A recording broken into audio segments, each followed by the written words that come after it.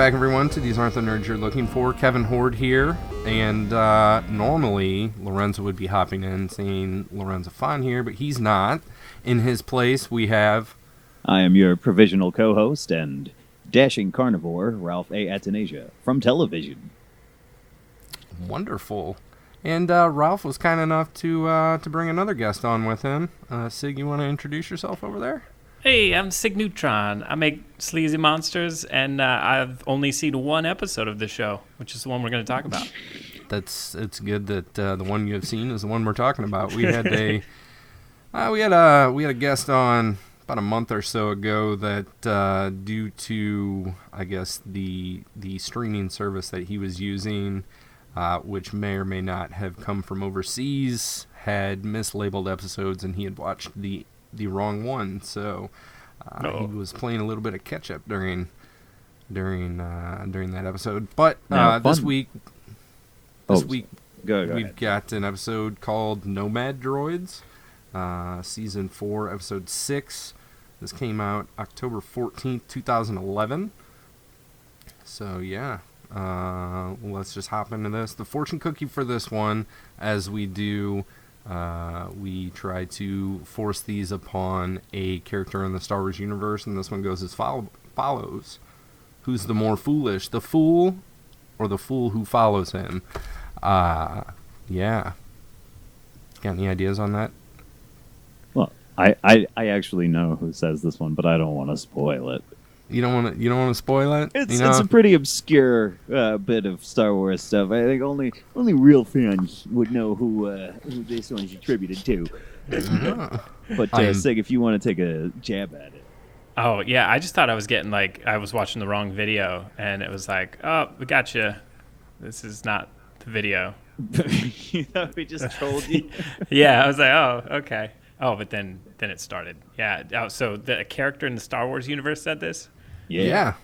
That little guy that hangs out with Jabba the Hutt. Salacious Crumb. That's absolutely correct. Yep, that's who I was going for as well.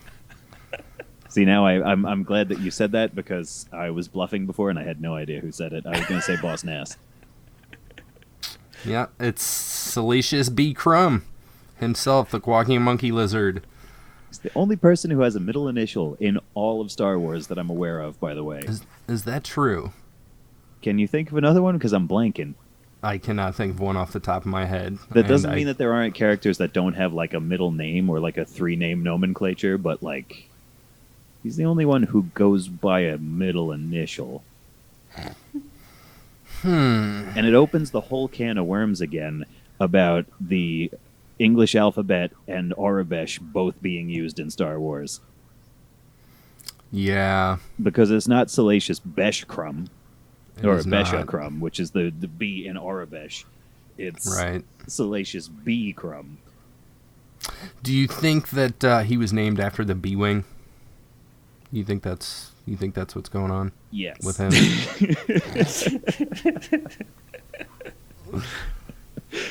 Or is the B-Wing named after him? Almost certainly. Now that you put it out there. We've dived immediately into my constant and least interesting rant about Star Wars is that they use two different kinds of letters. Fun fact, before we get any farther into this, it wasn't that Cig watched this. I know we were talking about this earlier, you and I, before we started recording this. It's not that he watched this episode for this episode of the podcast. It just so happens that this is the only episode of this show that he had seen. Right. So when we were looking for a guest, I said, I actually know someone who specifically has only seen this episode. That's correct, isn't it? Yeah. It's the universe aligned, and here we go. It just worked out. I just have to assume that the whole series is about C-3PO and R2-D2, right? It is. Yeah. They were going to call it... they were going to call it Droids, the animated series, but that was already taken, so they went with the Clone Wars instead. So... Oh, man. That Droids show, by the way, I know this isn't the time or place to get into this. We haven't even touched the episode yet. I think it's the exact time and place. Yeah. That is it's like diet heavy metal. Okay. The droids. So, like, you're familiar with heavy metal, yeah? The movie and the magazine. Okay. Yeah, if you took all the violence and breasts out of heavy metal, what you would have left is the Droids animated series. So if it was slightly more violent and slightly more bosomed, they would be one and the same? Is that what we're going with here? I would say most of the stories and character designs that made their way into Droids, if you jammed them full of nudity and violence, they could appear in a heavy metal anthology. Okay, I'm down. I think somebody needs to make that happen. I would definitely watch the like tits and blood cut of the Droids series. It's like C3PO, R2D2, and TNA. Yeah. Nice. I'm into that. I'm sold. All right. And who's your new friend, R2? I'm TNA 69. I'm also a robot. Guess what I was made for? My goodness. Very vibrating at a rapid pace. Oh my. Sig, I got a question for you. What's your Star Wars history? I saw them as a kid and I liked them. For some reason my favorite character, and I just liked his action figure, was Lax Sivrak.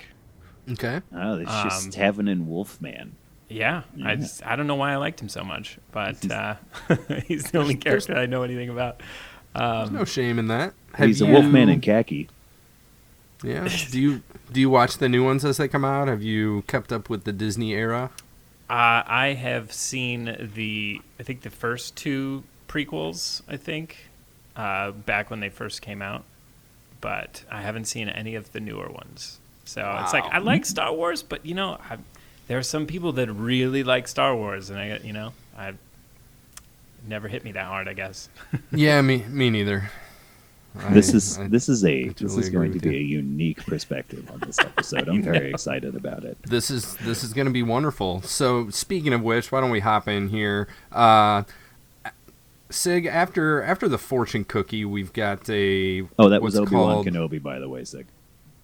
It was Obi-Wan. That is, yeah. Salacious Obi-Wan Crumb. Anyway, we've got a... This episode spent so little time on the rails. I'm enjoying it. It all good. It was on the rails for your introduction, and after that, gone. Well, so last week, the newsreel kind of tells us what's going on, and this is not the first adventure that C-3PO and R2-D2 have gone through. They went on a mercy mission, that was the name of last week's episode, to this planet to help out these little, I don't know, half lizard... The Elena, like Rats Tyrell. Correct, like Rats Tyrell. Who explodes tragically in front of his wife and children. He does, and they are very sad. There's no Tyrell explosions last week, but what did happen is that there was like some earthquakes that were going on, and I like how we're talking about last week's episode, not this week's episode, but I'm going with it. There were some earthquakes that were going on, and inadvertently C-3PO and R2-D2 fall into this hole and end up in the middle of the planet, and there's some mystical shit going on, and they end up saving the day. Oh, good. So they get thrown on this good guy Star Destroyer, and Plo Koon's like, we're going to dump these fuckers off like the first chance that we get. And they dump them off on Adigalia, and that's where this episode starts. So Adigalia is in charge of them, and then lo and behold, they get attacked by Grievous, and yeah, that's where the action, quote-unquote, action begins in this one. I love Grievous, but when he shows up and C-3PO sees him and he goes, "Oh my goodness, it's General Grievous!" I could hear the silent TM after it.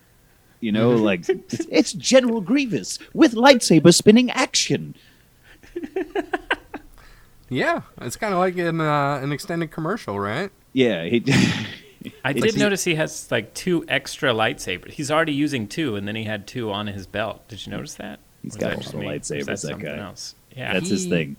He is known for collecting lightsabers and occasionally splitting his arms in 2, so he has 4 arms, and then he can use 4 lightsabers. I see. So that's the fun thing is when he doesn't have them on his belt and he just kind of reaches behind him and pulls 2 lightsabers out of somewhere, not really sure. Yeah, just out of wherever Bugs Bunny keeps that big mallet. And his carrot, I think. That's, if I could have any superpower, by the way, it's that Warner Brothers' ability to just reach behind you and pull out the thing you need. I guess Batman does that all the time as well, doesn't he? Yeah, Batman, but he's a Warner Brothers property. Right. You see, if I had a superpower, it would be to make people evacuate their bowels. So, go on. You know, somebody cuts you off in traffic, and boom, they're just having a shitty day.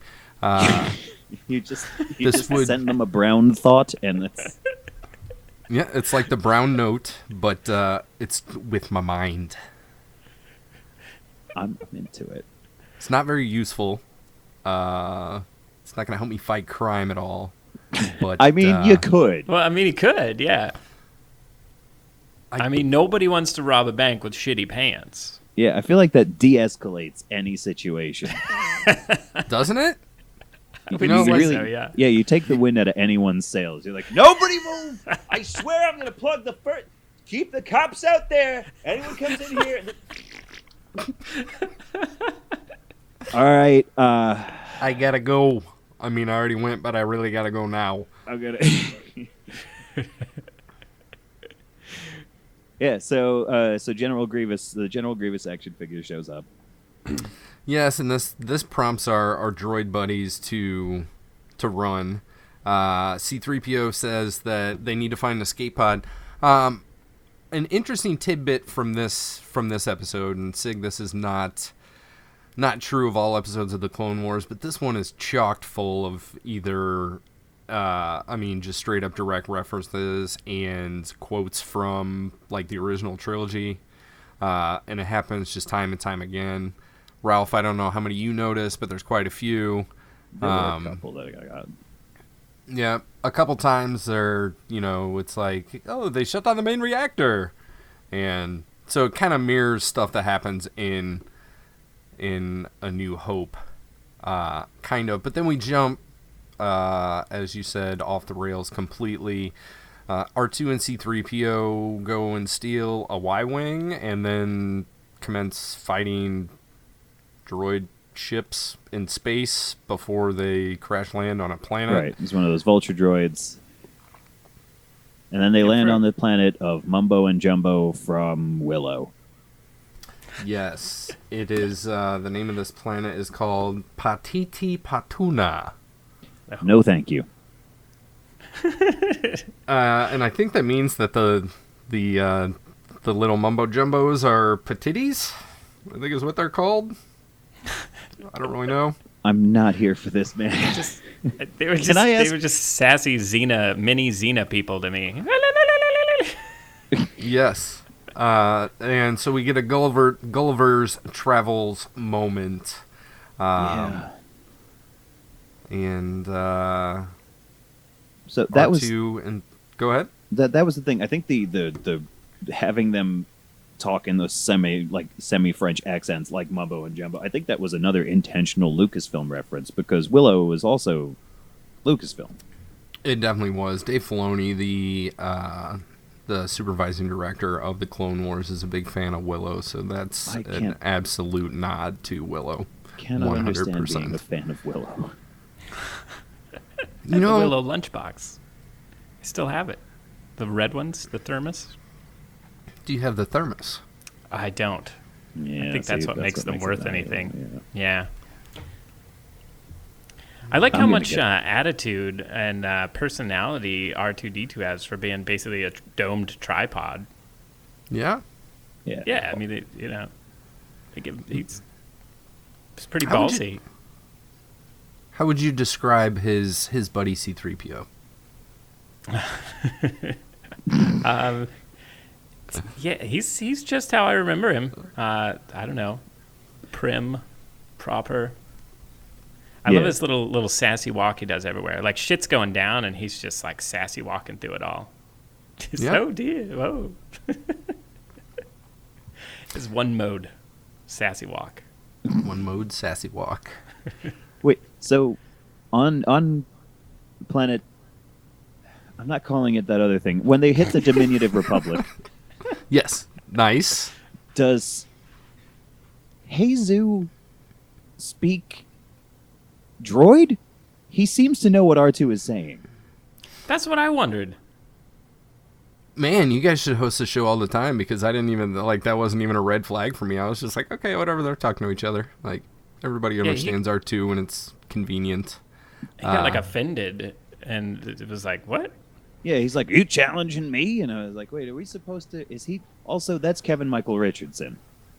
Yes, it is. I did not catch that during the episode. When his name came up during the credits, I was like, get the heck out of town. Yeah, I was going to bring that up later. If you had not picked up on it along the way, but yes, you are 100% correct. It is.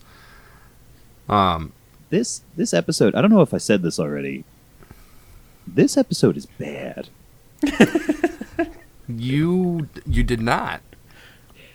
This is like, I had fun with the last one we did with Baron Papanoida. I think was the one I had, right? Yeah. A little Greedo cameo, some Jabba Hutt, like... Yep. It was not bad. This episode is bad. Like, is it supposed... And this is a legitimate, sincere question. It's getting real dark in this room. Is it supposed to be funny? Yes. I take it you did not see it as humorous at all. There wasn't... I wasn't... You didn't think it was funny when... Bombad Jedi is funnier. Bombad Jedi is funnier. I agree with you on that one. Well, I kind of like that episode. So kind of what happens next is, as you alluded to, Big Heizu, who is the leader of all these little people, comes up and drunkenly like picks a fight with R2-D2 or something. And he is drunk, right? He's got to be drunk. See, I don't think he understands R2. I think he's just drunk, and he's like, "Wait, what did you say to me, man?" Listen, your garbage can is real mouthy. And so somehow 3PO talks him out of being angry, and he's like, "Hey, man, just let us leave. Like, me and my little buddy, we're just gonna go, and you don't have to worry about it." And the guy's like, "Yeah, get off my planet before I sell you for scraps." Which I guess he knows what that is. Yeah, their technology level is pretty questionable. 3PO and R2 kill everyone they meet in this episode. Pretty much. And like the little guys let the droids up, and then C-3PO, I don't know, says something to R2 about averting. Yeah, he's like, I'll shut you down if you don't cut it out. And he slaps him, and R2 comically crushes this tiny dictator into slime. Yes. Hang on, it's getting too dark in this room. I gotta turn a light on. I can't see anything. I think Ralph is afraid of the dark, maybe. Hey, there we go.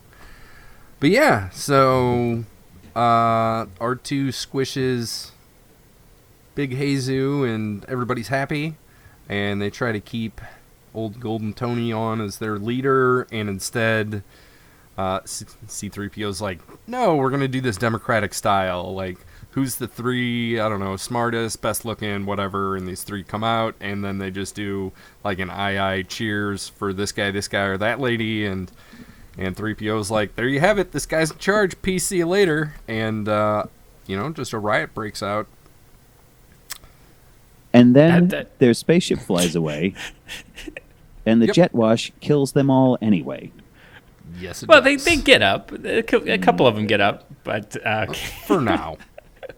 I just love how that story was. I thought that was going to be the whole episode. We're on this planet, and then they're like, "All right, see you guys later. Good luck with sorting that shit out." It's just some panicking writer sitting there going, "Oh, this isn't good." Then they leave this story and go to somewhere better, I hope. Yeah, they take off, they get up into space, and R2 basically says, 3PO buddy, I'm getting tired, the ship's getting tired, we need some juice. And 3PO comments like, oh, the ship and ourselves, we're running low of power. And conveniently, they just find another planet. There was a moment in the ship that was almost funny. Where it's like, have you been reading the gauges? And he's like, yeah, that's all I have to do up here is read gauges. It's like, well, they say we're out of power. And it's like, is that what they say? I have no idea. That was pretty good. I enjoyed it. Points nice. For that. So Ralph's got like 1 point in the win column and I don't know, like 16 in the lose column. I'm gonna keep score here. I think this one might even out. Maybe. The fact that everyone they meet dies is kind of in this episode's favor. So then we go to planet number 2, and this one is Balnab. I'm sorry? Balnab. Or Balnab. I don't know. Balnab. So we had the Patiti planet, and now we have the Balnab planet. So we had Patitis and Balnabbers? Yes, that is correct. I'm not happy about this, Kevin. Weren't you talking about earlier that you needed some more TNA in your droids, and we could be listening to heavy metal? Wasn't that how we started this episode, Ralph? I feel like, while that is what I said, the spirit of what I meant is not being accurately represented here. I mean, you gotta be careful what you wish for. You know what I'm saying? Yeah, that's the truth. This is a hell of a monkey's paw situation right here. Yep. A Kowakian monkey's paw. All right, I'm going to take a break for the next minute. You guys speak amongst yourselves. All right, fair enough. Sig, what do we got going on next in this thing? We meet another group of people, and they're supposed. This is supposed to be like a primitive planet or something. I'm not really sure. As illustrated by the redneck dopey voices from. Oh, what did we find here? Oh, derp! I don't even know. Let's take him to the leader. To which C-3PO goes, "Oh no, another leader." Not another leader. Now, instead, here's the twist, Ralph. Instead of it being little people, it's a big guy. It's a big old hologram guy. At first, I thought, like, because the hologram is so blurry and his voice is so hard to understand, for a hot second, I thought it was Big Jesus again somehow. Or, like, another Jesus. Like Little Jesus? Yeah, something. But it totally should have been Little Jesus. Nope, this guy's name is Albi Diwa. I'm gonna let that sink in. Albi Diwa. I'm not having a good time with this episode. I'm just letting you know that, like, we had a great. Remember, it was George Lucas alien. He put Greedo's blood from the statue in the database, and he was like, "Oh, looks like it's Greedo." And then he turns directly to the camera and goes, "You know, from the other movie, when Han Solo shot him." And then they go back to the episode. It was great. Such a good. Yep. This. I'm like.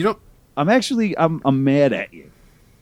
You don't like going from Willow to the Wizard of Oz? Because that's what we got going on here. Yes, that is what we've got going on here. Only it's the pit droids from the pod race in episode 1. Yep. Only instead of doing the Stooges, they're talking now. They are talking, and they speak basic for one reason or another.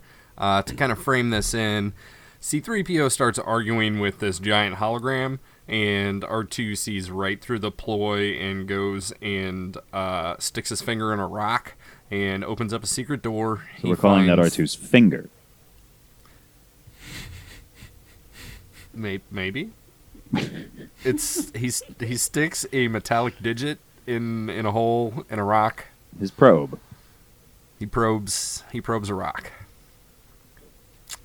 And it opens the back door. You're forgetting that once again life is cheap this episode, because they show up and the one that doesn't have such a redneck accent, he's like kind of California.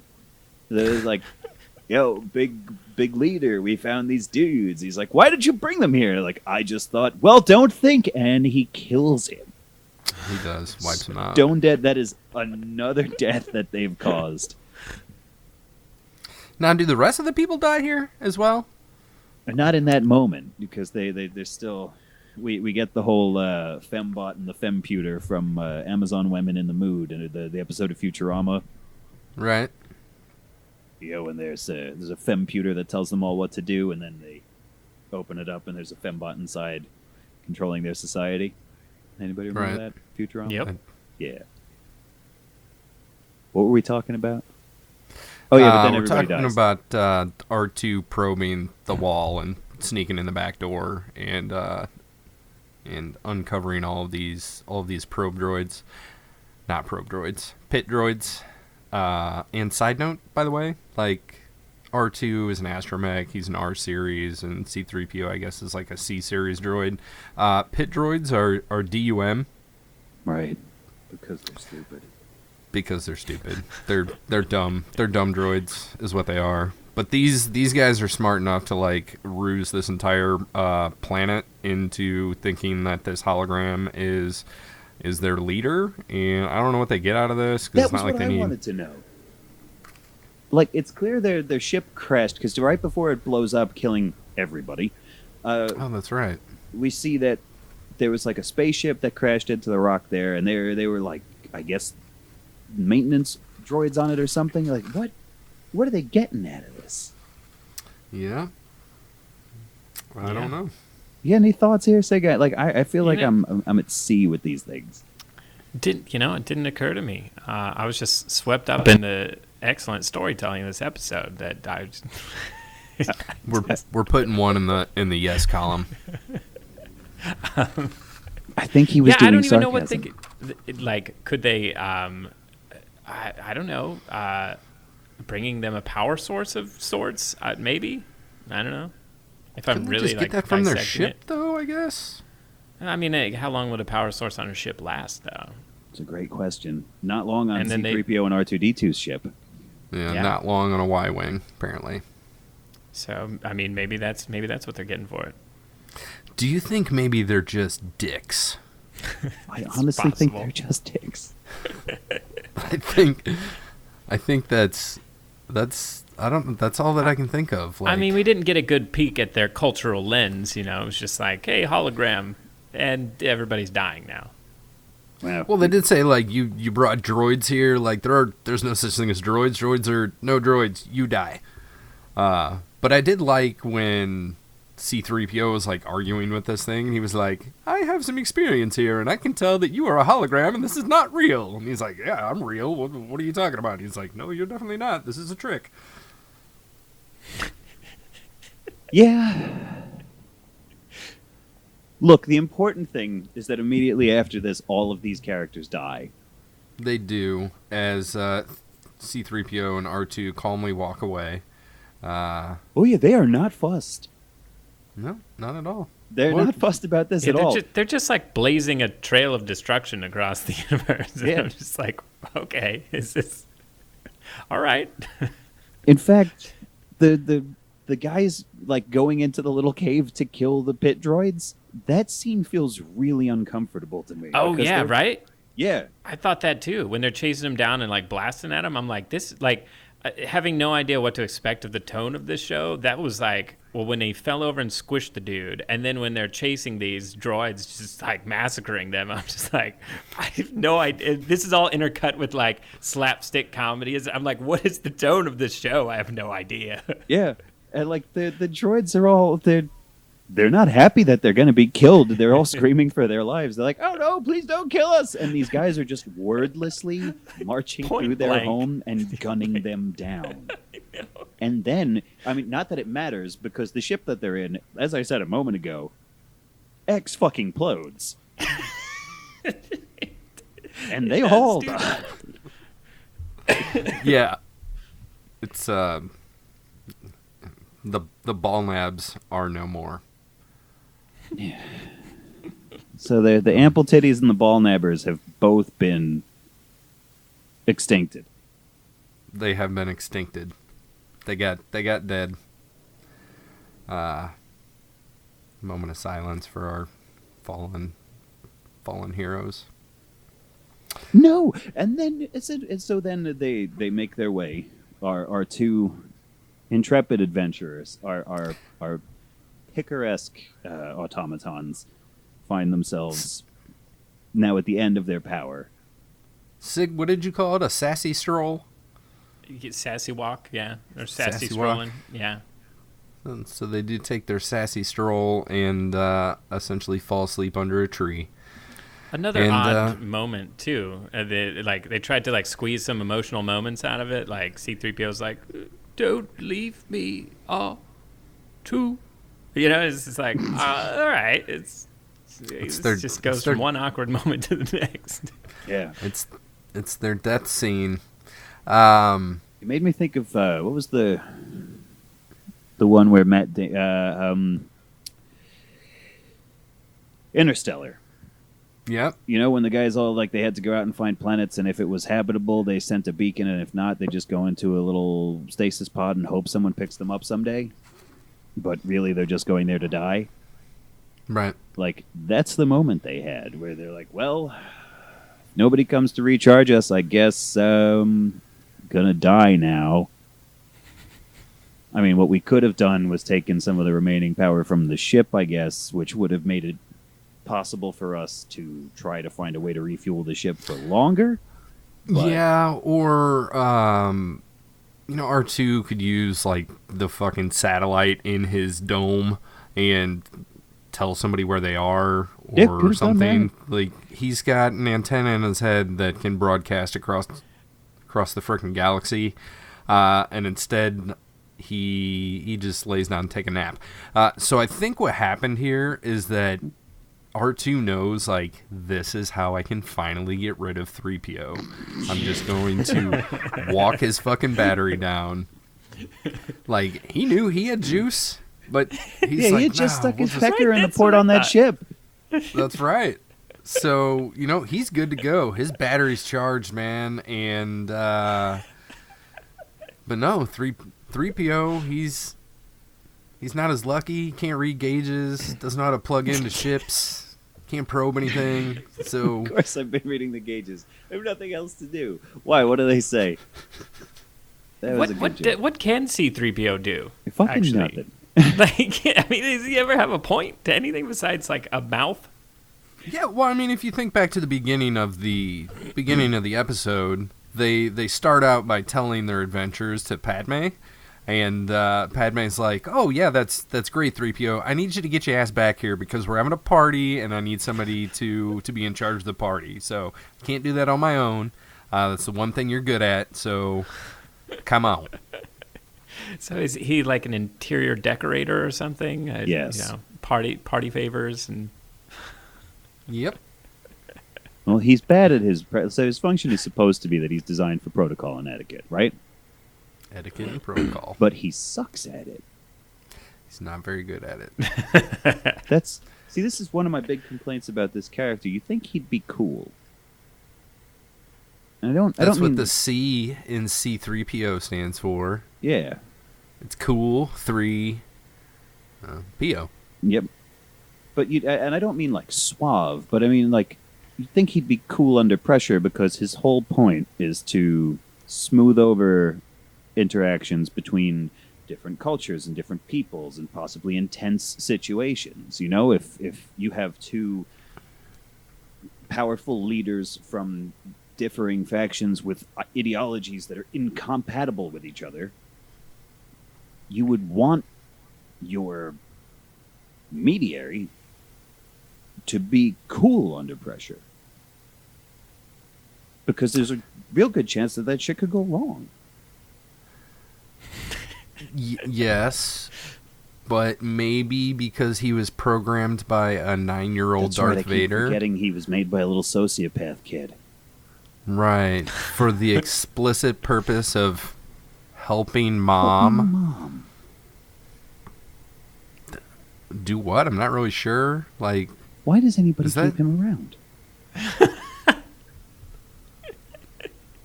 I'm telling you. This was R2's plan. He's going to walk him to death. And you, I suppose you're programmed for etiquette and protocol. Actually, I was made to help mom.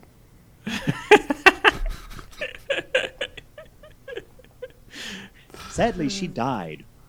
And then my maker killed all the children. And she actually died here. She's buried over there. You buried her. Holy shit, I forgot that. That's terrible. That's a sad thought. Wow, yeah. Uncle Owen is talking to, like, he met 3PO and just doesn't recognize him because now he's gold.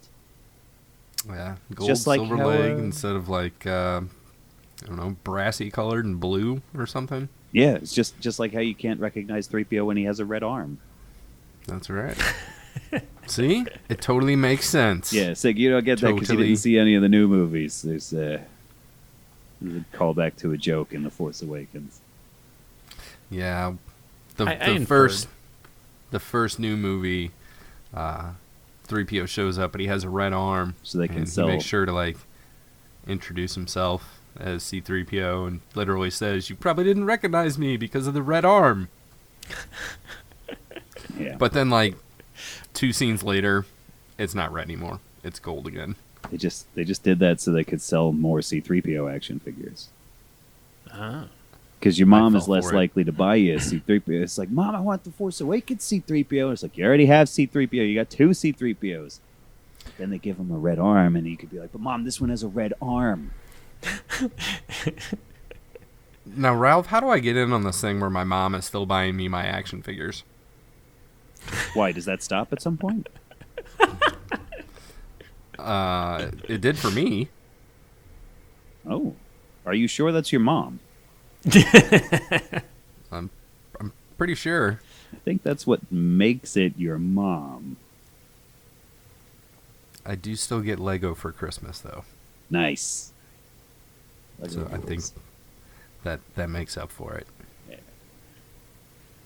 But anyway, back to our intrepid adventurers. R2-D2 is trying to kill C-3PO via nap, and lo and behold, we've got some Weequay pirates that come up and pick him up and throw him on a ship. And I think it's at this point where whoever was writing this episode was like, I don't really know what to do with how to end this thing. So they just fly up into space, and they got plugged in. So now they're awake, and 3PO very diligently notices, hey, R2, you're awake. Hey, I'm awake. We're both alive. Great. And then I got so excited. Kevin, I got so excited for a second when I saw like the skinny legs walking into frame, and I heard those bad Cockney accents, and I was like, these are going to be Weequays. Oh, maybe this episode is saved. Maybe Hondo Ohnaka. I was hoping. Because I didn't remember this episode. You could see why. And I thought, so Hondo Ohnaka is a Weequay pirate character. He's absolutely fucking lovely. He's voiced by Jim Cummings, who was Darkwing Duck and Cat from Cat Dog and 1,000 other voices. He's Winnie the Pooh. And Tigger, too. And Tigger, too. I got pretty excited when I heard the voices. I was like, oh, it's pirates, space pirates. Okay, maybe this is going somewhere. But no, and it's just a bunch more people that 3PO and R2 get killed. There's this like really strange moment too. I don't know if you noticed it, where right after they wake up, the pirates are like walking into him, and one of them is just like, just like this weird moment of like, he's not saying anything. They're just walking up, and he's like, it's like, what was that? Go back and watch that scene. It's like really awkward moment. Anyways, sorry, carry on. This episode feels like it was made up of just leftover pieces of script. Like they got to the end of the season and we're like, shit, we need one more episode. And it's like, I don't know, I have a couple of paragraphs and a few extra sentences. Just put them together. Was this episode called like Deus Ex Machine? Because if not, then that was a missed opportunity. Because every scene transition is just something out of nowhere that's like, oh, I guess we're on a planet. Now we're in a spaceship. Now we're on a planet. One of my next notes is GGSD, which is Good Guy Star Destroyer, Ex Machina. So I'm right there with you. Like, we end up in space. They wake up because the pirates plugged them back in. And all of a sudden, all these Good Guy Star Destroyers show up because they're going to send, like, 4 No, you missed an cruisers. important part. First, General Yeah. Grievous shows up. Oh. And he goes, "Oh, it's a pirate ship. So you know what? I hate pirates. Kill those pirates." Oh yeah, that was. I was like, well, all right. I guess they got that guy back in the episode for a minute. He Yeah. seemed important. The thing that we all know about General Grievous: loved his lungs a lot, so he kept them in his robot body, even though he had a bad cough. Hates pirates. That's the 2 things that he's known for. Yep. Loves his lungs. 3, collects lightsabers. Collects lightsabers, of course. Yeah. Cig, man, I tell you, you're not a big Star Wars guy, but General Grievous kills me. In a good way or a bad way? That was going to be my question as well. I think more good than bad. He looks like a robot vampire dinosaur skeleton. Yeah. You know, he wears a cape. He's got this crazy robot body with like velociraptor legs, and he's always literally wringing his hands like an old-timey vaudeville stage villain. He should have a twirly mustache. Right? He's a mustache. I'm sorry, I got it. He's such a mustache twirling villain. But at one point, Cig, he was like a living alien guy. And then something happened, and they built him this mighty robot body. But he kept... Oh, so go ahead, Kev. He's kind of like a living Iron Man, whereby Iron Man, like, you know, builds this armor, and then whenever there's some invulnerability, like that comes from it, or vulnerability rather, then he improves it, right? So Grievous was this Kaleesh, was the alien species that he was, and he was a warrior. So I would presume that if he were to fight you and lose, whatever would have been his downfall would essentially have been upgraded and potentially replaced with some type of robotics. I guess Nebula would be a better example than Iron Man. This makes more sense because I had always thought that he just was like grievously wounded, and they just put whatever of him was like RoboCop. I thought he was RoboCop, or like Darth Vader. Yeah. Why? Who's that? He's more machine now than man. Oh, very good. I just thought, I figured he was just alien Darth Vader, and they just put whatever was left of him in there. But like, if you're at the point where you, like, why do you keep your lungs, especially if you got a cough? I maybe those were the next things to be improved, right? Because he does have a cough. He's like, no, this cough will go away. Maybe he has the voice of an angel, and he doesn't want to get rid of them pipes. Oh, yeah. Before Cig coming in with the logic, man. Before whatever happened that gave him that cough, he was known for his beautiful voice. So he was actually a singer and not a warrior, and he was just not good at fighting, which is why he kept having to have all this stuff replaced. But he just wanted to protect his pipes. Yeah.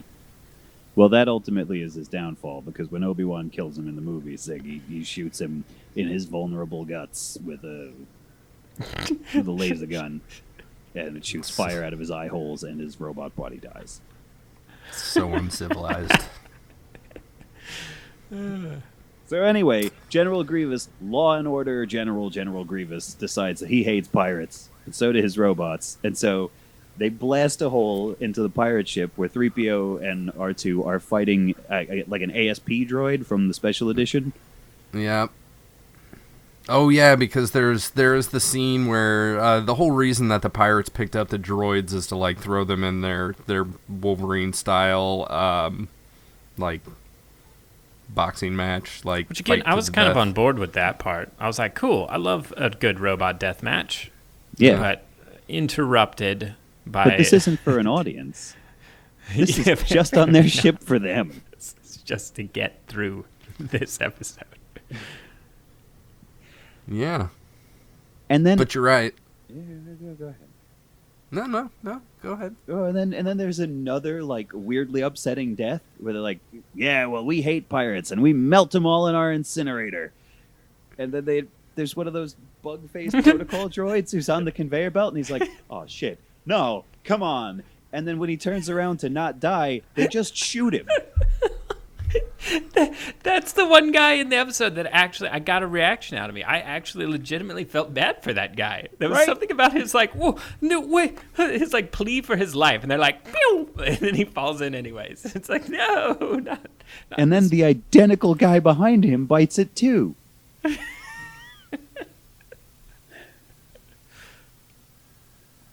You know, I was looking for the names of these two guys, these two poor souls. Can't find one. Can't put a name to the face. That's unfortunate. So yeah, to wrap this one up, and then we can get to our actual opinions on how we feel about this thing, right? A hole gets blown in the side of the ship. 3PO and R2 are sucked out, and R2 uses his jets to fucking go and land on Grievous's ship, right? But then that one's attacked by the Republic, and Adigalia comes in, Plo Koon comes in. One of the clones recognizes 3PO, so they don't get dead. They don't have to die. They get to live, and it's a big old happy gathering. Adigalia is basically like, hey, thanks for the rescue, and Plo Koon's like, no problem. Now let's kill all of the droids. So all of the rest of the droids on the ship also have to die, I guess, at this point. And like, let's kill all of these droids. And one or two of the planets we passed on the way here. I feel like there are just more people we could kill. What do you think, 3PO? And then everybody laughs. I'd love to know what the death toll of this episode is. Like, I should have kept a head count when I was watching it, because lots of folks. It's all of them. It's, yeah, everybody. We do get one more gag before credits roll on this thing, and I think 3PO starts to tell somebody about their adventures, like, oh, you wouldn't believe it, and she's like, oh, I think Master Plo wanted to hear about it, and so Plo Koon pawns them off on Captain Wolf. That's right. And even that guy didn't want to hear about their story but we were just subjected to it for like the 20 minutes. You know what? That's an excellent point. I feel like you guys didn't enjoy this one. That's an excellent point. That they made the writers of this episode. There were air quotes there, by the way. Thank you. Wrote a story that they knew one of the characters within their own story wouldn't want to hear. And with that in mind, decided, fuck it. Cut them up, put them in a can. Just that Pringles mentality. That reference was not set up well. It was a Mitch Hedberg joke. Pringles was a company that made tennis balls, but they were just real laid back, and one day they got sent potatoes by mistake, and they said, fuck it, cut them up, put them in there anyway. I've derailed my own criticism of this. I'm going to take a step back. That's all right. So yeah, everybody kind of walks off into the sunset of the ship and cue loud music. This one's over. As far as credits go, I didn't have anything interesting to talk about because you brought up the one credit that I had made note of. So the only thing we have left to do is place final judgment on this thing, and I don't know if I know where you guys are at here. So, Ralph, what do you think? Thumbs up, thumbs down? Oh, thumbs up. Good time. Is that sarcasm? Yeah, it's a thumbs down. It's a bad episode, man. Like, from early on, my fiance walked by and she's like, how is it? And I was just like, it's rough, babe. I'm never talking to this Kevin guy again. I don't know why I volunteered to do this. It was a mistake. I mean, no, sorry. That's not... I'm happy to do it, and I would do it again. But man, this was a rough one. This might be the worst episode I can remember from this show. Wow. That's pretty clear feelings there. To be fair, I haven't. It's been about 6 years since the last time I watched the show all the way through, though. So, not a fan. Sig, where are you at? You know what? Where you at, Sig? I'm gonna give it a thumbs up because I mean, you're talking to a guy whose favorite Star Wars film is Ewoks: Battle for Endor. So, well, that's a good one. Yeah, but it was a fun little side romp that with two characters that I was already familiar with from my knowledge, and it was fun, but my only issue was it was pacing. It was just real weird, and then it was just full of like easy Deus Machina tropes, just one after the other, and I was like, okay, I mean, whatever. I don't regret watching it. It was fun, but it seems it leaves me having no idea what the tone of the rest of the series is like. Now, that being said, this being the first episode out of any of this that you have seen, does this compel you to watch more of it or less of it than you already have? I would watch more because, it's like I love universes built, and I see why people are so into the Star Wars universe because there's so much lore and so much stuff to get into. And it's cool to see a series that explores more. Like, even though, I don't know, they went to those weird, dumb named planets, like, you still get to see, sort of exploring the side realms of a main story, basically. You know what I mean? If that makes any sense. Yeah. The very side fringe realms. Some world building is better than, some bits of it are better than others. Like, there's some really good stuff, but then you get Planet Pee-Pee Patootie and Ball Gobbler and...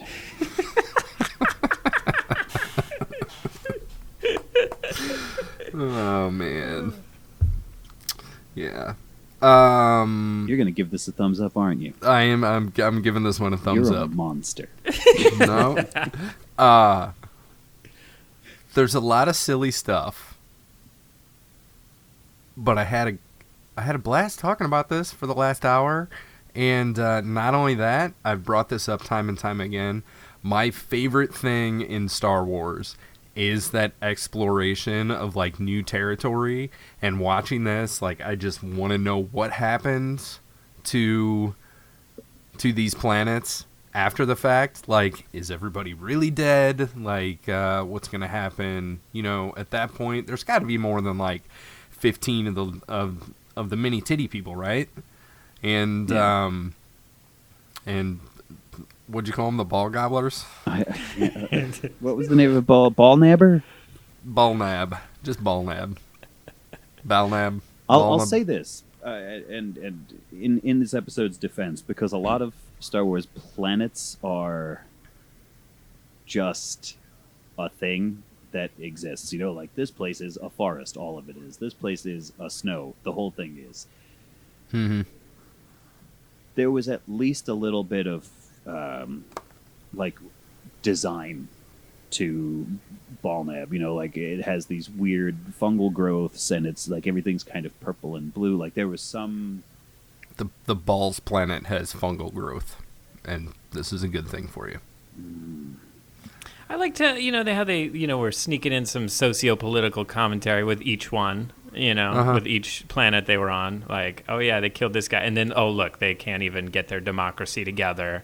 And then the other planet, they're just following this puppet, basically. It was like, it had some cool little sub-themes in there.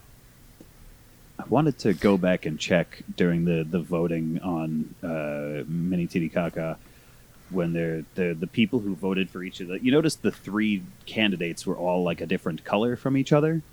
Mm-hmm. And I didn't go back and check, but by the time they got to the third candidate, I could swear that it was the green guy, and I think only the green guys were shouting for him. And there was also like a pink one and a purple one, or a pink one and a blue one or something. Yeah. And I didn't check, but I think only the guys who were the same color were cheering for the candidate that was that color. Interesting. I like how it's just an auditory vote. Like, whoever cheers loudest, like Right. C-3PO's like, yep, it's the green guy. See you later. Yeah. Concert rules. I And was their really hoping leader he was going to be called- like, Oh, go ahead. No, please.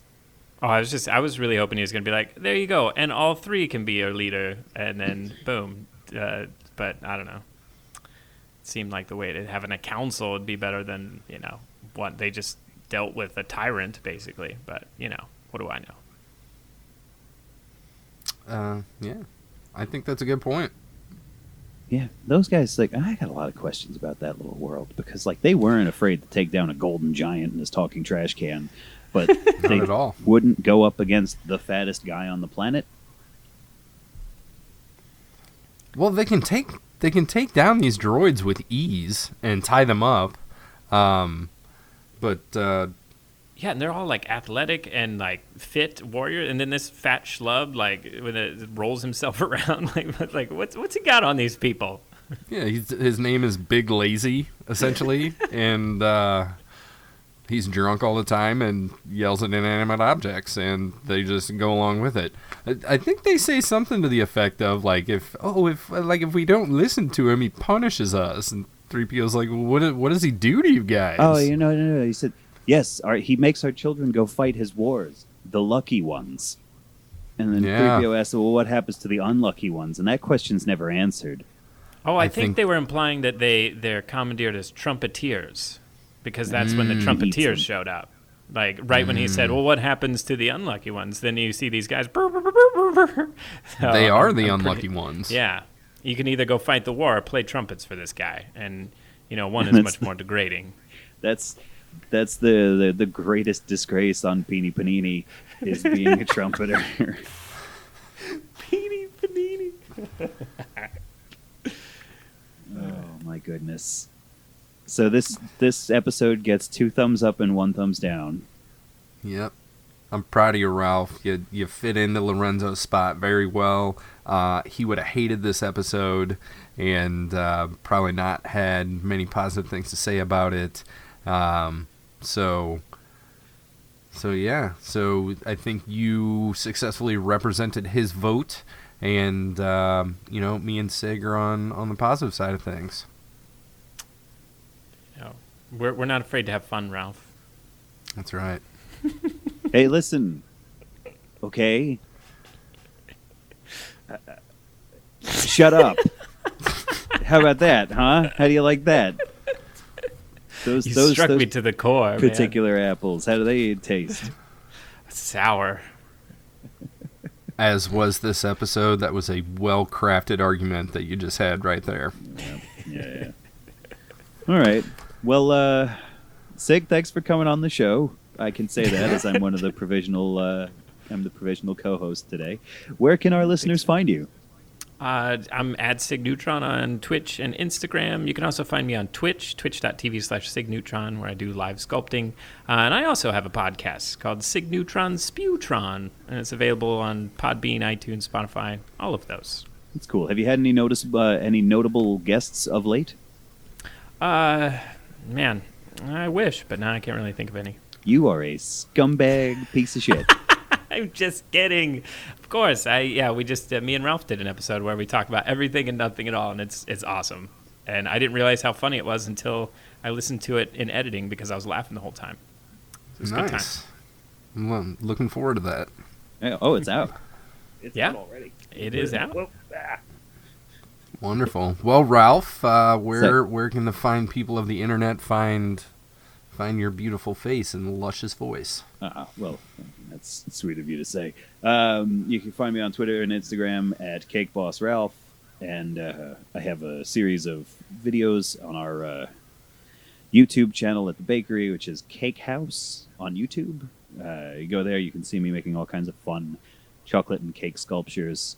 Just recently did the Infinity Gauntlet from the Avengers movies. Had a cake, which is pretty badass, and the Niffler from Fantastic Beasts and Where to Find Them, which is a fun video too. I think I saw that one. Oh, thanks. Thanks for watching. I said thanks before you all you really said was that you saw it, not that you liked it. That thanks was premature. But thank you for watching. They're one and the same, Ralph. Oh, that's good. Well, hey, if anybody would, want to look for us, you can just head on over to notthenerds.com. All contact info, downloadable info, and whatnot is located there for your pleasure.